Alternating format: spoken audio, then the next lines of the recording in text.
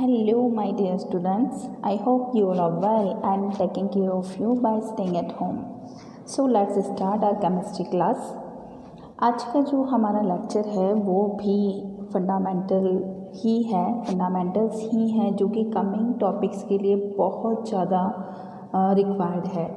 ठीक है, आज का टॉपिक बहुत ज़्यादा इम्पॉर्टेंट भी है क्योंकि अगर आपको ये नहीं आता है तो आप आगे के टॉपिक्स को अच्छे से नहीं समझ पाएंगे। So listen carefully and look at the board. So let's start.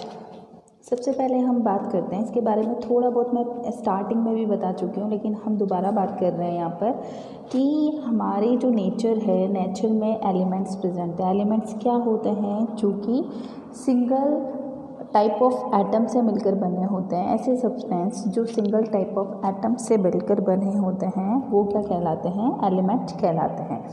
ठीक है, तो अब आता है हमारे पास जो एलिमेंट है। एलिमेंट के अंदर क्या प्रेजेंट है? एटम।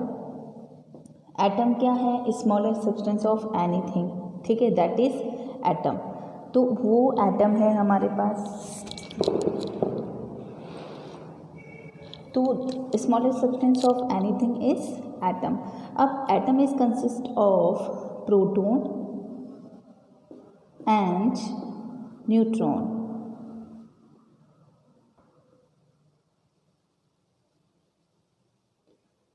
न्यूट्रॉन।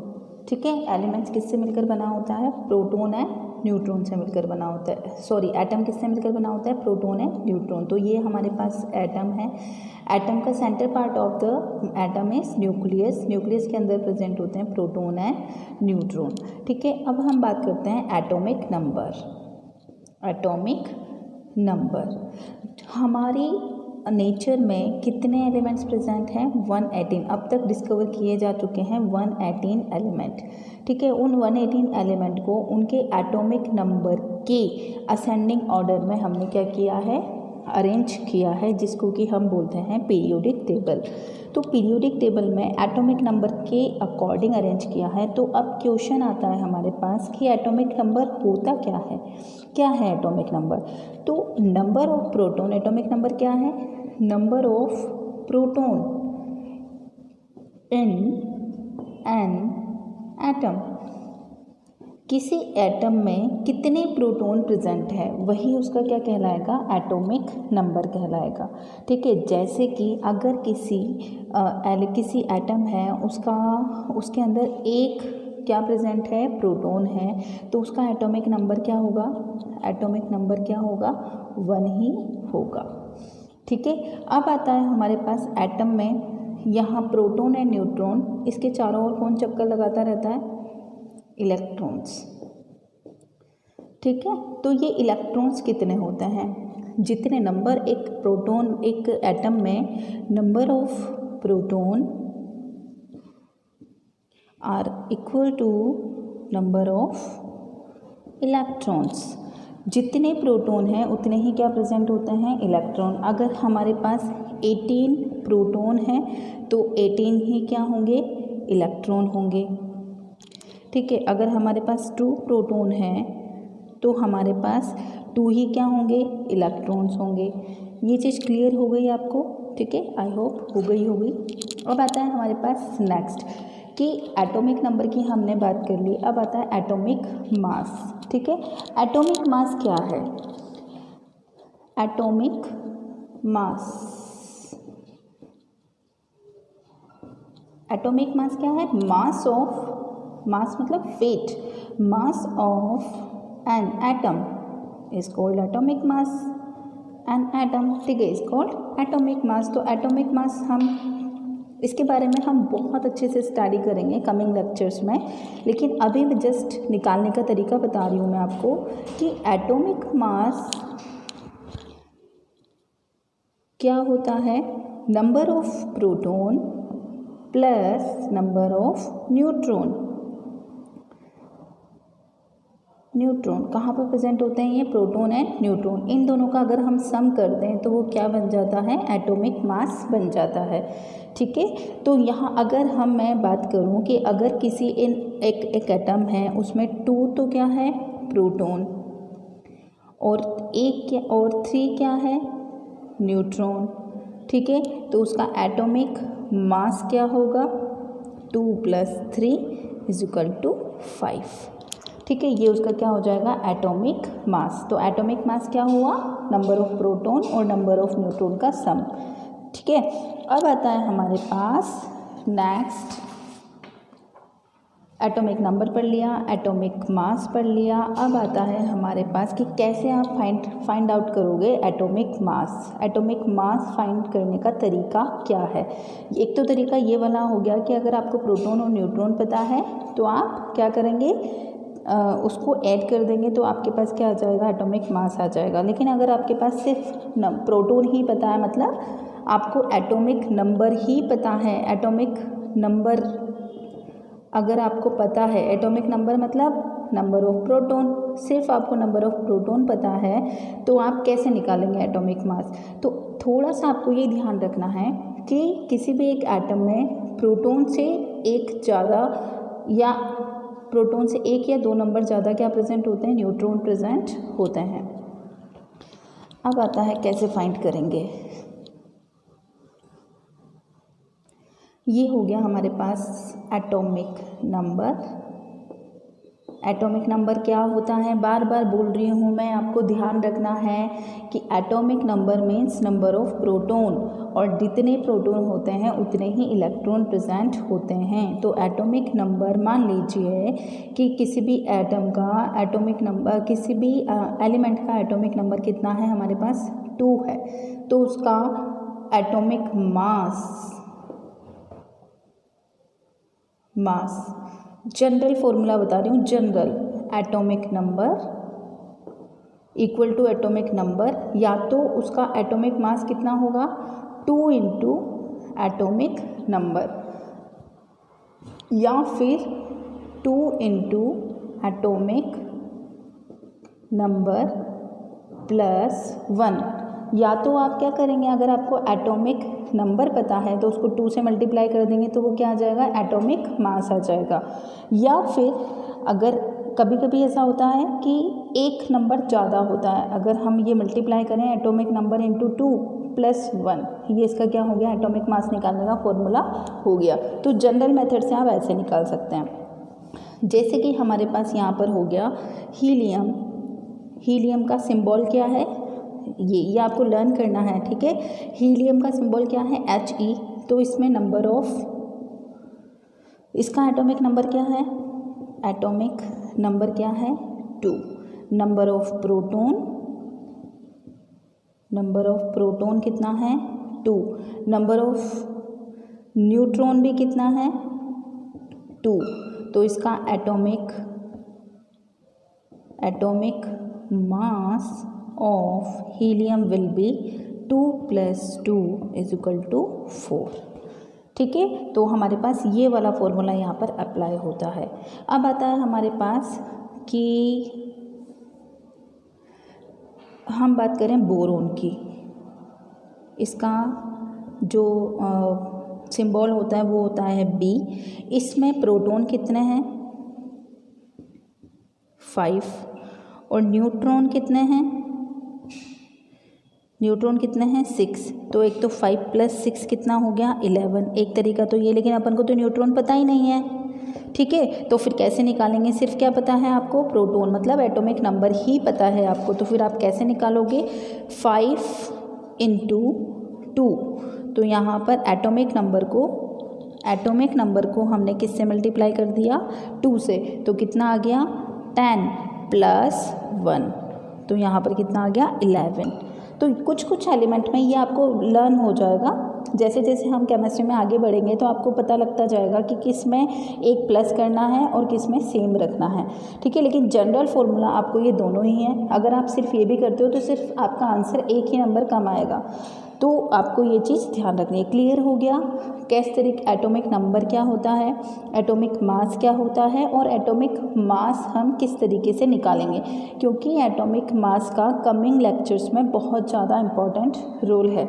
अगर आपको एटॉमिक मास निकालना नहीं आएगा तो फिर आप आगे के आप सॉल्यूशंस नहीं निकाल पाओगे। ठीक है, तो हमारे पास ये देखिए, ये मैं आपको ये मैं आपको PDF में भेज दूँगी। ये हमारे पास क्या है, मैंने बता रखा है यहाँ पर कि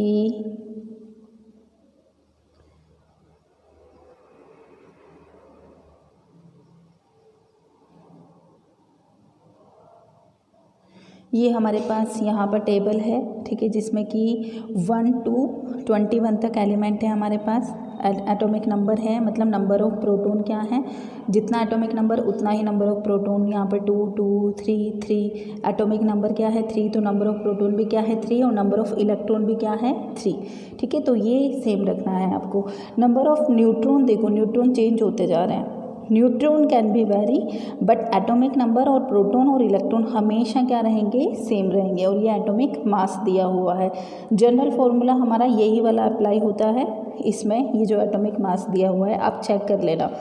अब आता है हमारे पास कि किस तरीके से आप एटॉमिक मास निकालेंगे।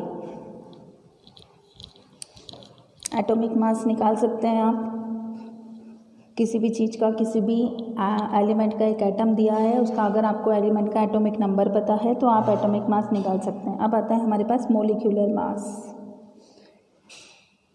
मॉलिक्यूलर मास, मॉलिक्यूल क्या होता है ये ध्यान रखना है। मॉलिक्यूल क्या होता है, व्हाट इज़ मॉलिक्यूल, ठीक है, जिसमें मॉलिक्यूल क्या है, ग्रुप ऑफ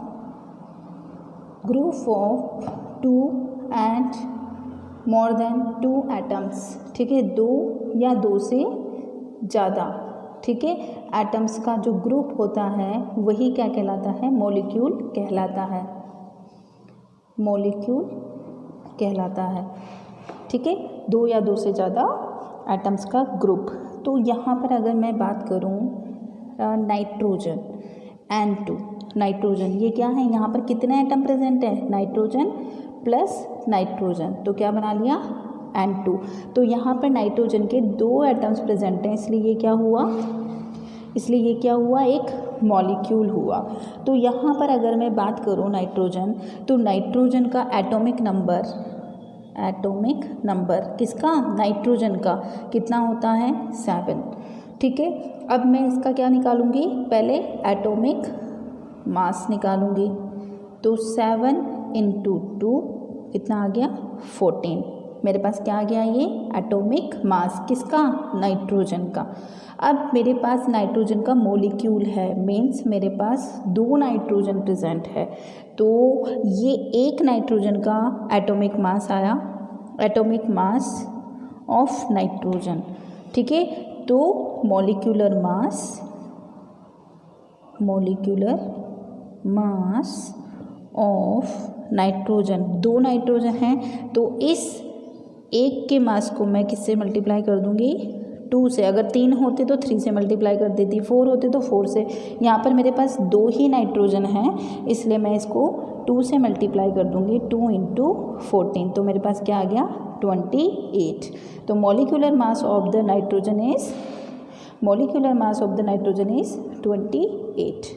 क्लियर हो गया। इसी तरीके से मैं आपको CO2 का निकालना भी क्लियर करती हूँ। यहाँ पर आपको खुद को प्रैक्टिस करनी है ये घर पर, CO2 का, ठीक है। क्वेश्चन आता है find out the molecular mass of the CO2।